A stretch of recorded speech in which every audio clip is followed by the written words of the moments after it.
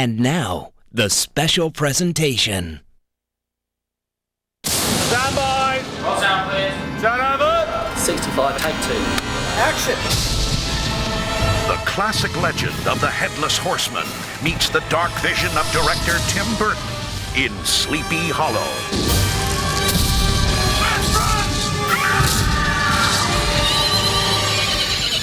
It's a fantastic story, somewhat macabre, certainly very unusual.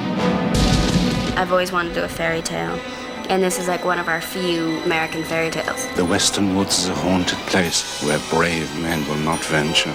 It's a horror film, it's a love story, it's a funny comedy. A lot of times you don't know whether to laugh or whether you're scared to death. That's the type of movie that I used to like to watch all the time and actually made me want to make movies. For those people who may know the story of Sleepy Hollow, you don't. This is scary.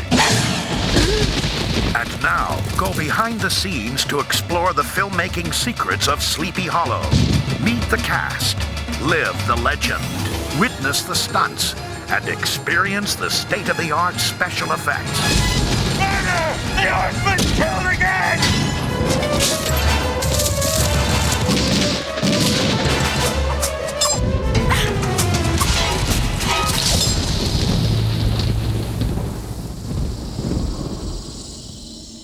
All right, let's go. Director Tim Burton, who brought his unique imagination to such films as Beetlejuice, Batman, and Edward Scissorhands, travels back in time to tell the haunting legend of Sleepy Hollow. 3 persons have been murdered there with the head lopped off. It's one of the first American horror stories or folk tales, fairy tales. And like any good fairy tale, it's sort of part of your subconscious. I thought it was sort of creepy. I always remember hearing it, even from like nursery school, having it read to me. It's also one of those famous Halloween stories, so yeah, we grew up with it. All right, let's try it. It had a good, healthy mix of excitement and slightly scary, but funny all at the same time. And I think that that's something that is always interesting, trying to mix all of those things together. So it's something that's a fun thing to try to do. And action.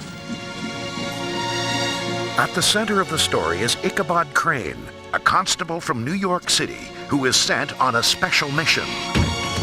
First meet Ichabod, his superiors send him to Sleepy Hollow to investigate these murders.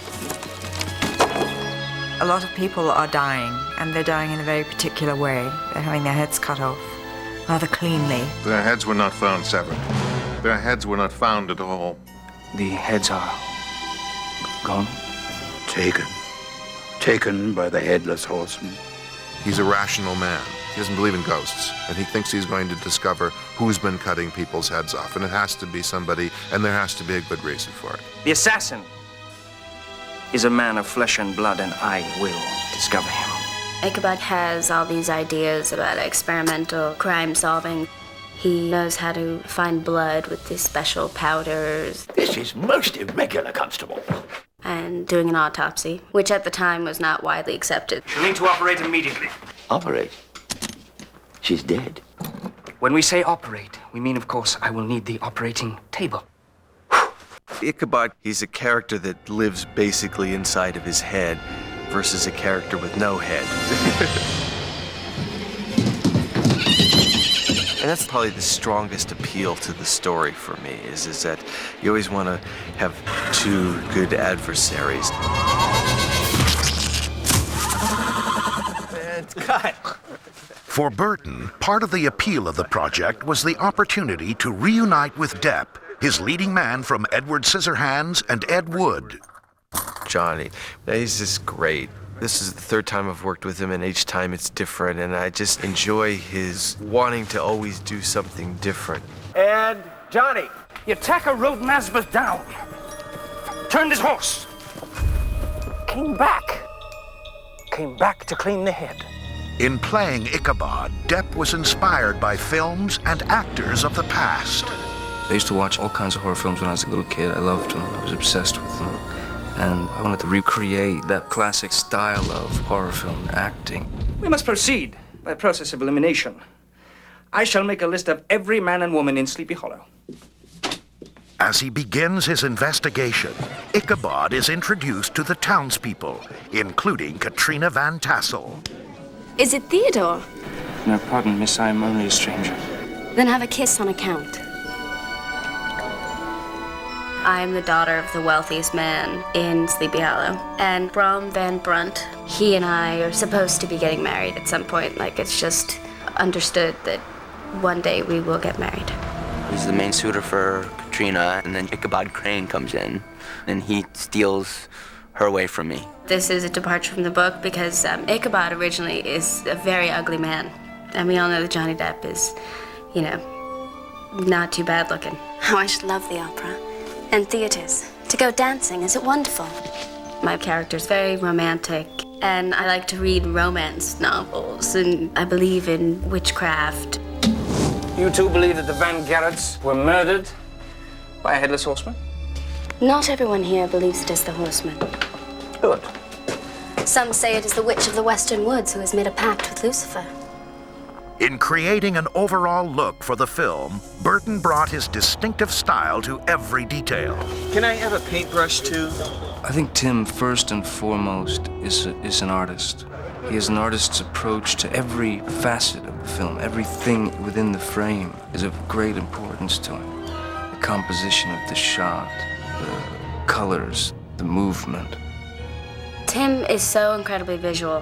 His movies are just really beautiful, but strange. And for this kind of movie, that's exactly what it needs.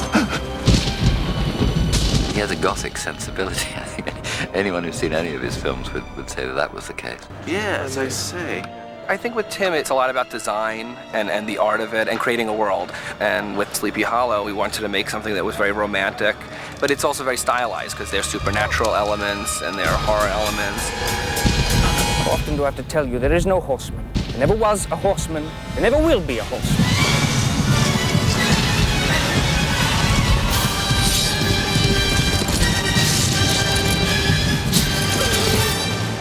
To create the film's gruesome beheadings, the filmmakers used the latest special effects and makeup techniques. The process began with making plaster casts of each victim. They cover you up, and it feels like any minute they're gonna stick 2 straws up your nose and suck your brains out. Once the duplicate heads were cast, the details were added. All the heads are silicone painted. The hairs have been punched in individually.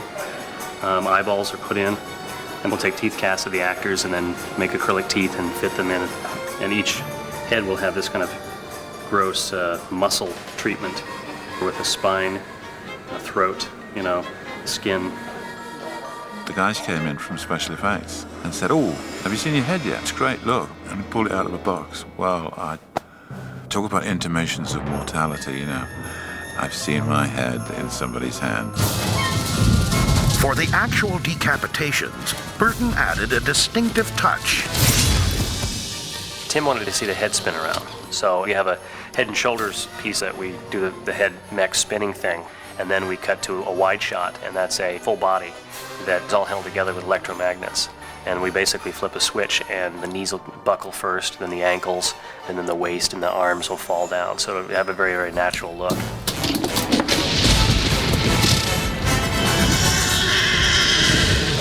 It was a horseman, a dead one, headless. Of course it was. That's why you're here. It's all true.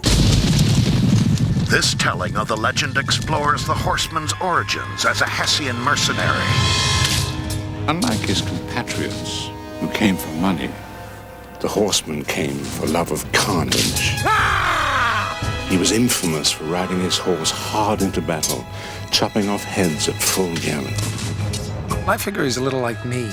After the day of chopping heads, he just goes home and has a nice dinner. But my forte seems to be psychotic, twisted people, and he's very like that. The Hessian's terrifying facial features included teeth filed into razor-sharp points and supernatural eyes. Keep looking all the way down. Actor Christopher Walken was fitted with special contact lenses to create the effect. They look fantastic. Sort of like Paul Newman. Yeah, The greatest challenge for Walken involved the scenes in which he was required to ride the Hessian's horse, Daredevil. I come from New York City. I grew up right in Midtown. I don't know anything about horses. I've made some westerns, but my experience with horses has not been good. I'm afraid of them, and they don't like me much. And I said that to him right away. I said, the Headless Horseman, I can barely ride. For some of Walken's more difficult riding shots, the filmmakers employed a device developed for a classic film from Hollywood's past. Yeah, this was built for National Velvet for Elizabeth Taylor and some of the shots she had to do on that. And we've got hold of it, and we've just really brought it up to date, as it were. I mean, as it was mechanically 40 years ago, it was sound. There's nothing we could improve on it. It'll be skinned and furred, and mechanically, it's going to be able to gallop, full gallop or canter. It'll have a radio-controlled head, so you'll get the full motion of a horse movement, and you get radio-controlled ears, eye blinks. The lips will move, so you get kind of a sneering thing. There'll be steam that can come out the nostrils on those cold, Sleepy Hollow nights. In the climax to a brutal battle scene, the story of how the Hessian originally lost his head is revealed. This butcher didn't finally reach his end until the winter of '79. They chopped off his head with his own sword. Now the Hessian wakes. He's on the rampage, cutting off heads where he finds them. To create the mysterious world of Sleepy Hollow, Burton and his crew traveled to England, where they found the perfect backdrop for the story. Over a 3-month period, the entire community was built from the ground up. The design included a covered bridge, a church, numerous period structures, and a massive windmill. The farmland surrounding the town was stocked with hundreds of sheep, cows, and ducks who would reside on the premises during filming. We were really transforming this hollow into a living town. One of the things that we were trying to do was inspire a sense of apprehension in the architecture of the place, that there is something wrong here, that there's a sense of foreboding and fear. It's very magical, and it's wonderful looking. Everything about it is just really, really medieval. It was something that was very true to the period. At the same time, kind of fairy tale-like or made up. Exactly sort of what you would imagine a Tim Burton village would be. Beautiful. I wanted to live there. The town is in ferment. Reverend Steenwitz called a meeting in the church tonight. He's going to speak out against you. As the story unfolds, the distrust between Ichabod and the townspeople grows deeper. Everybody in this small community has something to hide. You know how difficult it is to hide anything in a small community. Everybody knows everybody else's business, but you don't know all of it. So it's a very paranoid place. There is a conspiracy here, and I will seek it out! There's a certain sort of ambiguousness about the characters that's kind of great, and there's a lot about these people that you don't know, which is kind of interesting. Ready, and action! The supporting cast of townspeople features a number of acclaimed actors, including Miranda Richardson, Ian McDiarmid, Michael Gambon, Richard Griffiths, Jeffrey Jones, and Michael Goff. I suppose we're all eccentric in our various ways. I'm the least eccentric of them all, really. He has chosen us funny people to play the part. I look slightly mad, don't I? If this person lays a hand on me, we'll get a bullet! We all look strange, and I suppose that's why we've been cast. Together, they just create an interesting combination. Oh, God! To convey suspense and a sense of impending doom, Burton created a series of subtle visual effect shots. What Tim asked us to do was put some kind of demonic faces in the fire to show that evil is present. And he wanted the faces in the fire to kind of erupt out of the fire and then disappear quickly. So it's a very subtle effect where you're almost not sure if you saw those faces or not. I took the skull, which you will see in the movie, which is the Headless Horseman's skull. And so I pulled up the eyebrows to give it this demonic look, giving it a strong forehead bringing up the corners of the mouth, and then pull the jaw around to actually continue to sculpt what would be the fire. So I knew that when the fire would come off, it would have an irregular shape. And here we've got not just one face, but there's a total of 13 in here. So I took that hero that I had, shrunk him down, and started putting more of his little brothers and sisters around here so that you get like a whole family of demonic faces coming out of the fireplace.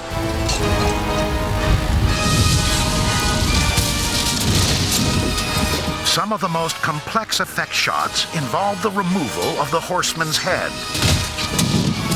Years ago, you got away with somebody dressed up in a suit, and they had fake shoulders that rested on top of their head. But if you look at it, the proportions of the horseman aren't quite right. His elbows are down towards his waist and things like that. Instead, the filmmakers searched for a new way to convincingly create the headless effect. A special blue hood was created for the actor. The blue color is easily removed from the picture in the computer, leaving an empty hole. To fill in the space, a clean background plate was shot, but one element was still missing. The horseman has a large cape and the collar that goes all the way around the back.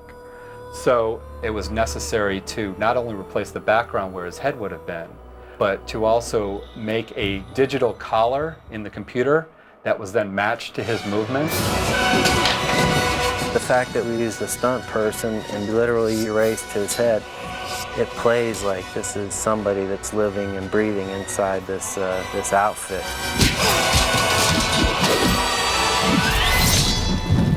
The horseman is coming down! The horseman continues his reign of terror on the residents of Sleepy Hollow, at one point trapping Ichabod and Katrina in an abandoned windmill. To the roof! I have an idea. Burton saw this as an unusual location in which to stage a pursuit. Would you lean on a little bit so you're that side of her? Yeah.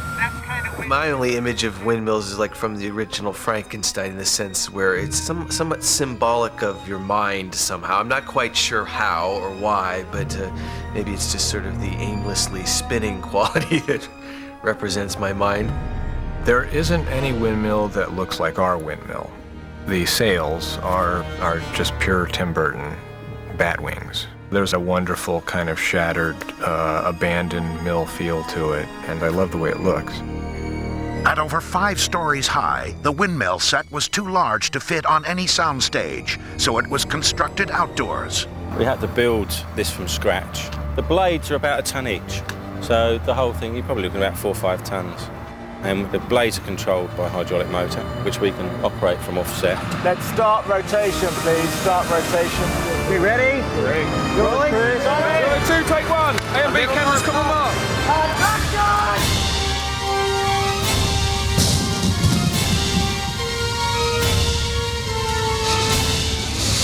The actors themselves would be riding the sails. I don't have a great amount of experience with action, so for me it's fun, you know.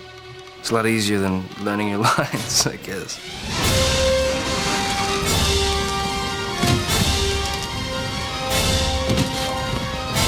We had flaming sticks being shot down directly on top of us. They just filled this like funnel kind of thing, this huge funnel with sticks with flammable glue, and then they brought it up on a crane and they lit it on fire like above the camera, and we're like running.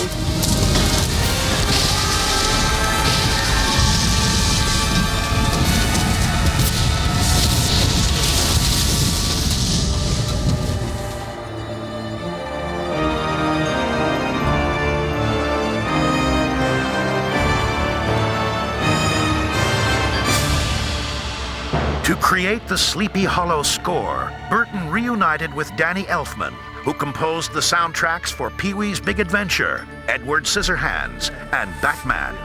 One of the nice things working with Tim is he never really talks in musical terms. He'll always talk in terms of how something makes him feel. The strings should come right up. They should get very emotional right away. These types of films are something that's more of a feeling than it is a verbalization. I think that's the power of horror movies, is that they hit you on an emotional level.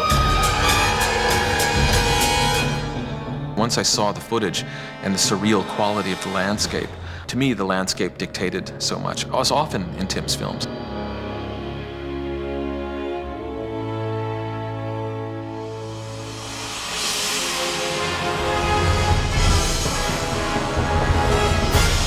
I knew pretty early on that it was going to be heavy.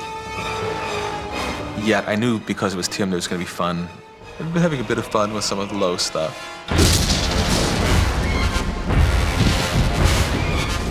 The scene where the horseman breaks into the family's house is quite chilling. I knew I wanted it to be intense. I knew that I would really enjoy that. And I did.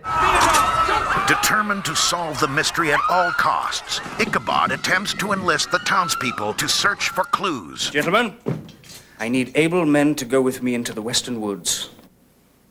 Who's with me? The western woods just outside of town are a place that no one goes to. It's haunted. It's dark, twisted, the work of the devil. So the look of the film really gives you that impression of what it would be for the people who live in Sleepy Hollow, a place they don't go. It looks like poison. The western woods were constructed on one of the largest sound stages in the world, which gave the filmmakers total control over the elements. Smoke at the back, please. We're dealing with atmosphere, smoke, fog, which are much easier to control on stage. And just the type of look that we wanted to get in terms of those old-fashioned horror movies where the stage look is part of the fabric of it. Building the western woods, that was an enormous task in and of itself because we weren't creating a real forest. What we were doing was getting sort of a fierce thicket of trees. When I saw it, I mean, it's so beautiful and everything's so intricate. Amazing. It takes over a whole stage. It's mysterious, it's deep, it's up and down hills. All the trees are dead. Quicken pace. We really created the scary woods feeling that you get in the Grimm's fairy tales, where the little child in you is afraid to go into the woods. The centerpiece of the forest is the horseman's resting place, a gateway between this world and the netherworld. The Tree of the Dead. It does announce itself. The Tree of the Dead is like a beautiful sculpture. It's very emotional. It's kind of enormous, gnarled thing. So it gives the impression that it's gonna reach out and snatch you up, you know, swallow you. And Ichabod at one point finds a suture in the tree, and he sees a little trickle of what he thinks is sap, and ends up becoming blood. The tree bleeds? And he takes an axe to it, breaks it wide open, and he finds these heads. One of the film's most startling effect sequences involved the horseman's emergence from his resting place.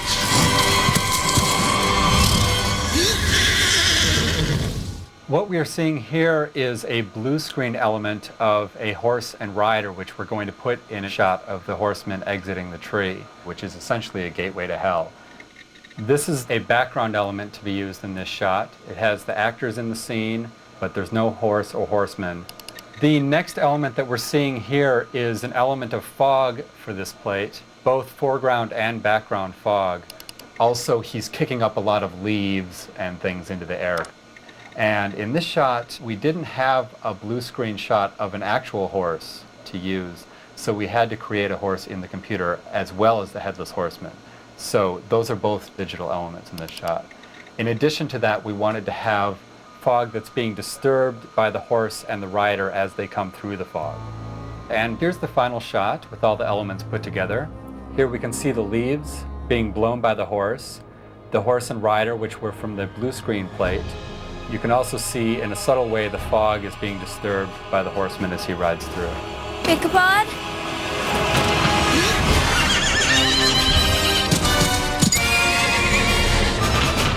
For all of its horror, Sleepy Hollow also showcases Burton's distinctive sense of humor. Do you know of the horseman, Mom? That'll be him, ma'am. I don't know if any other director would have made this movie as tongue-in-cheek as he's sort of making it. And that just works so much better. I think humor is very important to Tim. He's in fact a very funny guy. Ready for a little blood test? Tim, I think anytime it's possible to splatter Johnny with blood, he, takes the opportunity very happily.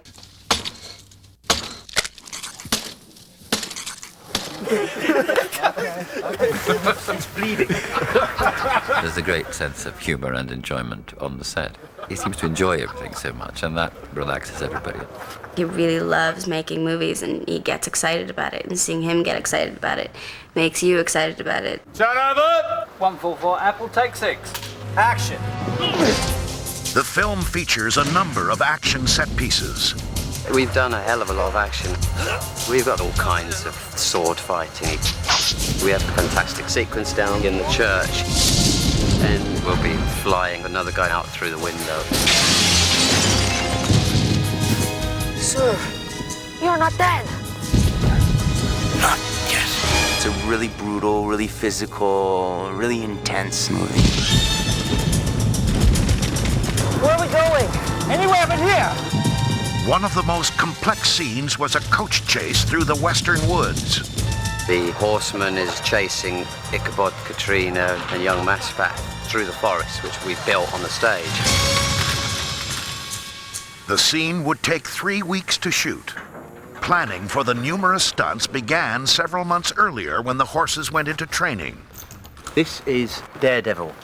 This is the lead horse. And we've got 2 of these that we've purchased from Seville in Spain. And they're just in the process now of having all the tricks taught them, the rears, the lay down, the gallop on the spot and everything else. It takes 2 years to train those properly for a film. But these boys are good. They've got brains, these Spanish horses. They're good to work with. Stand by to rehearse. Several coaches were designed specifically for the film, each with a different purpose. I've had to build 4 different coaches. The hero one's got brakes and it's got steering inside. We beef all the suspension up, we've made roll cages in it. And then there's the stunt one, there's the pyro one, and then there's the crashing one. Oh, 5 actually, there's one on the back of a flatbed truck, so we can actually put the artists on it and have them run up and down the set. The range of stunts would include swordplay, coach transfers, and elaborate falls. And then a bit of that wobbling thing with a leg over. Nick Gillard, the stunt coordinator, is just fantastic. What's great about him is that he has a great sense of humor, and he allows that to sort of creep into his stunts. Ichabod! He's been knocked off the top of the coach and lands on the horseman's horse, but he lands on it the wrong way round. It's the kind of stuff that the audience would be riveted to, and then something happens that's very funny. It's got a real life to it. For Depp, the most physically demanding part of the sequence occurred after he is thrown from the coach. They said take hold of this strap of leather and the horses are going to drag you, you know. Here we go! We don't want anything to happen to Johnny, so we put him in like bulletproof body armor underneath his costume. We tie him on, but through a quick release system, just in case anything goes wrong, he can release himself. Stand by! Turn over! Action!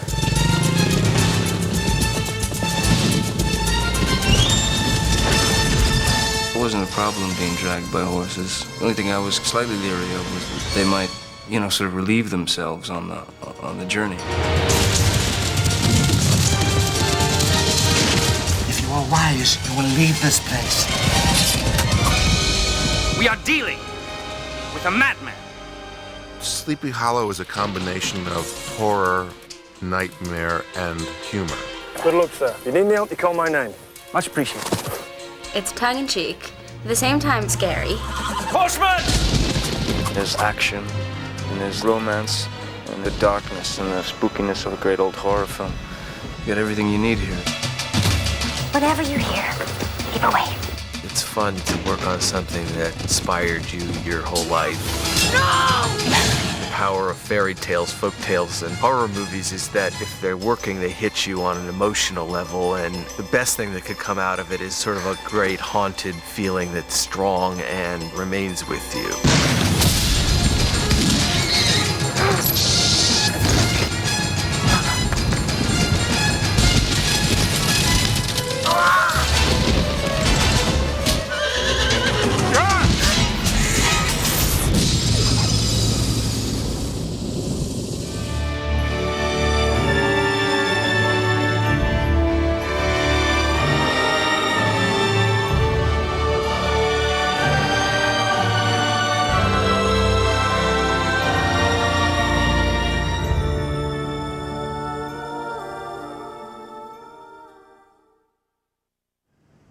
There is a town upstate, 2 days' journey to the north in the Hudson Highlands.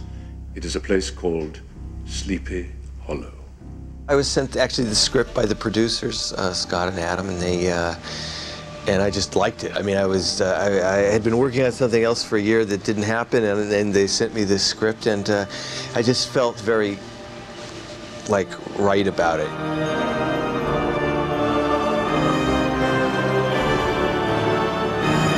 Murder! The Horseman's killed again! You know, I'd known the story, you know, since as a child, and seen the Disney cartoon and all, and loved aspects of that, and just there was something very powerful about the image of a headless horseman that is just extremely like a folk tale symbol. It's got a lot of power to it.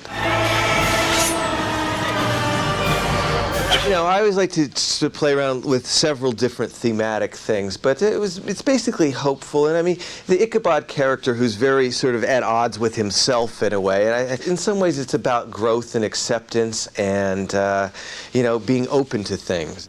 Tim has incredible insight into human behavior. He just understands the human animal very well. I was so excited at the prospect of working with Tim. I've always loved his movies and always loved his style as a director and his aesthetic. He's very into actors. He helps actors. Good actors, director.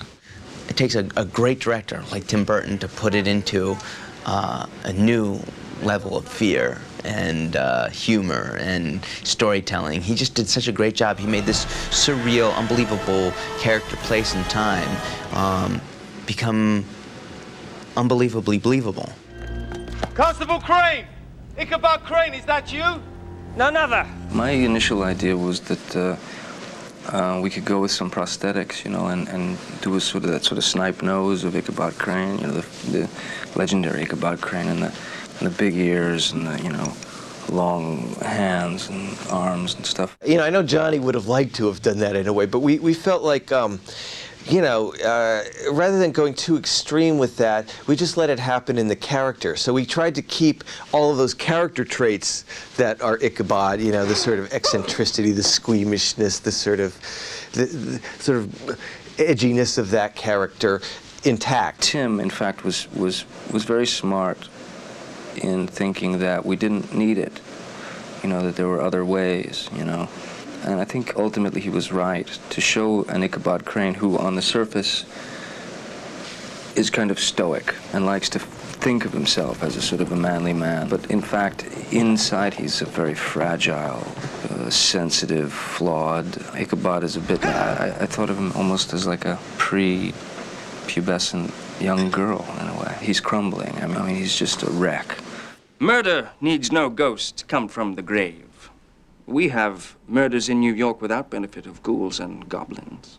You're a long way from New York, Constable. We've had such fun. Johnny is a terrific actor. He's so on the ball and knows what he's doing and is amusing and funny. He's a good comedian. I think that's the thing people like to find surprising when they see this movie, how funny Johnny is in it. It was a headless horseman. You must not excite yourself. But it was a headless horseman. Of course it was. That's why you're here. No, you must believe me. It was a horseman, a dead one. Headless. I know. You don't know because you were not there. It's all true. Well, of course it is. I told you. Everyone told you. I saw him. I love working with Johnny. Johnny is so kind and such an amazing actor, and he takes risks and does things that other actors wouldn't do just because of their vanity. He's willing to make a complete fool out of himself for the performance.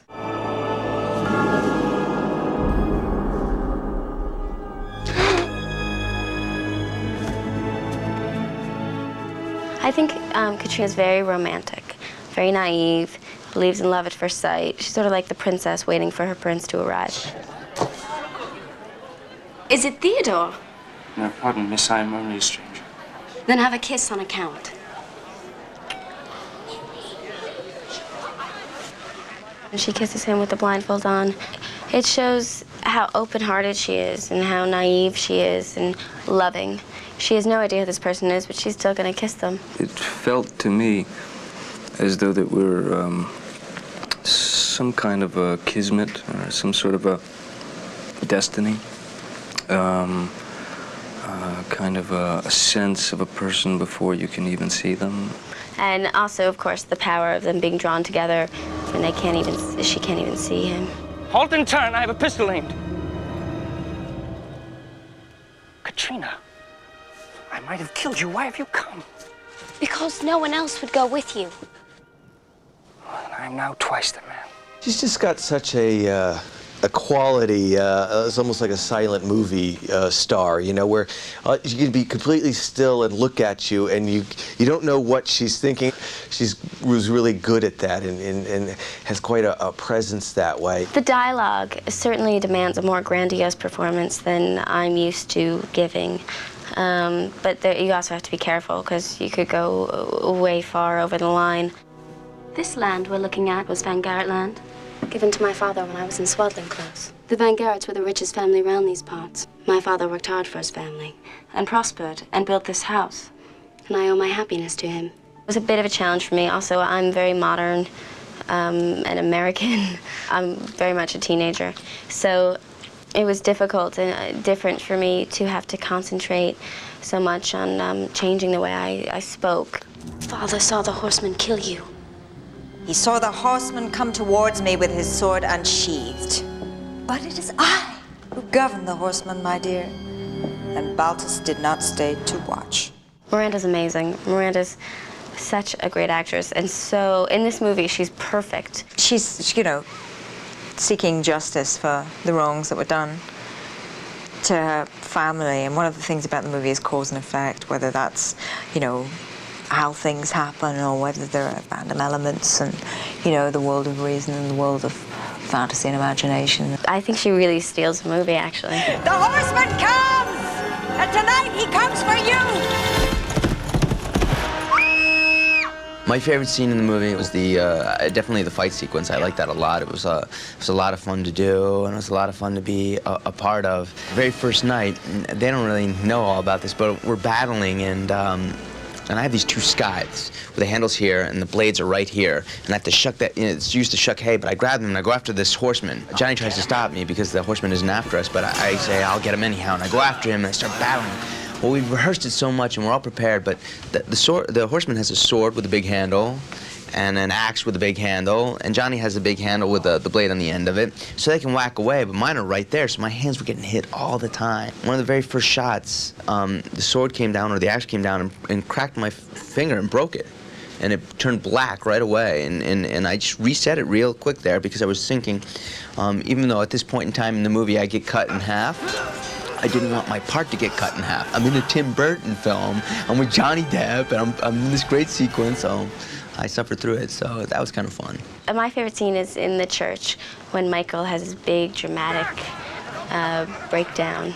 Such a funny person that I loved watching him do that. There's a conspiracy here, and I will seek it out. I also loved doing that scene, getting to scream and be really dramatic.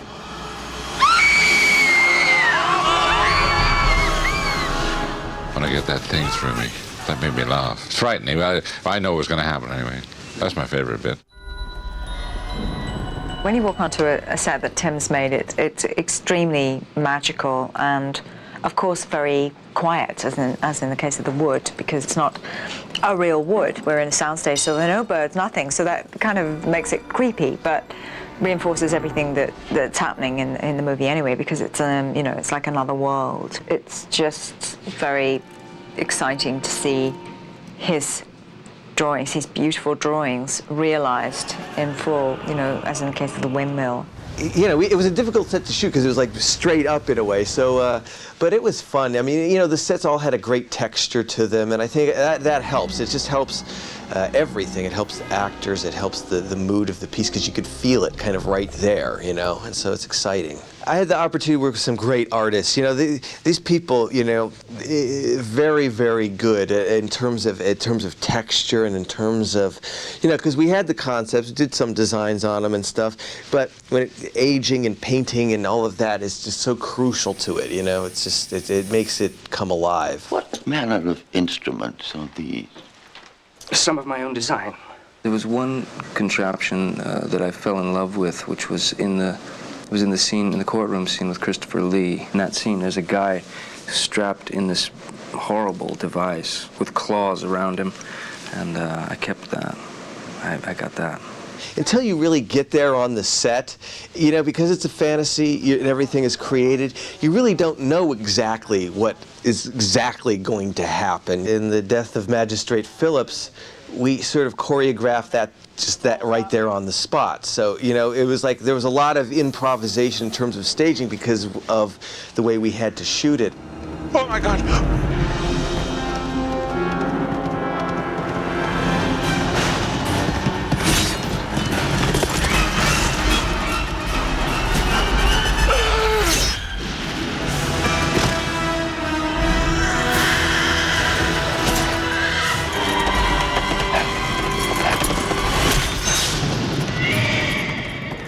I love scary movies. I love that feeling, that adrenaline rush, and that feeling of jumping out of your skin and grabbing the person next to you. Cleave together. That would be a good moral.